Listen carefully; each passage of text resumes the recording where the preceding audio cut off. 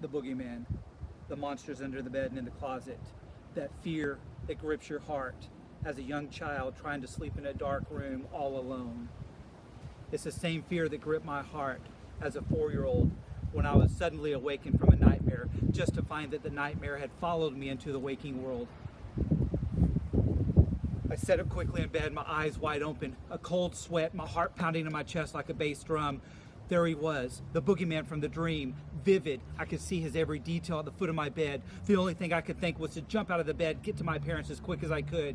I ran out of the front door, busted through the door, ran down the dirt road, a path full of rocks and stones that led to my aunt and uncle's house. We lived in 2 separate houses on an old farm in a country area. There were no street lights. There were no city lights. The only thing that lit my path was the moon and the stars from above.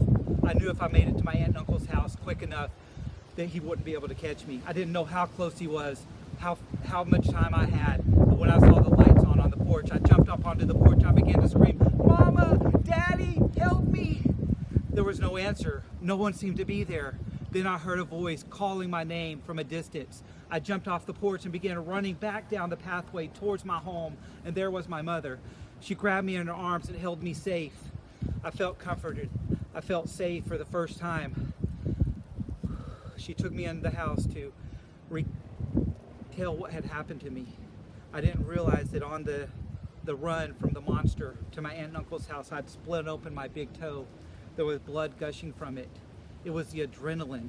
It was the fear that had kept me from feeling that pain. And also the fact that I was caught in between my nightmare and the real world. When we sat down to talk about it, my mother thought it was very strange that I had made it through the front door. She had just gone to bed moments before I had woken from the nightmare. It was a door that I was never able to get through when I was awake in normal hours. She had just recently secured the lock, so she knew it was locked.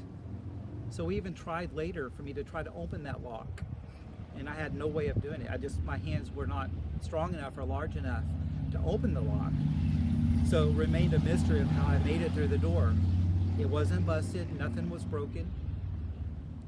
So we still don't know how that happened. The mystery of how I unlocked that door was never solved. However, there were many sleepwalking incidents to follow. None ever quite like that night where I was stuck in between the dream world and reality. None quite as terrifying as that experience. Thank you for listening to my story. Good night.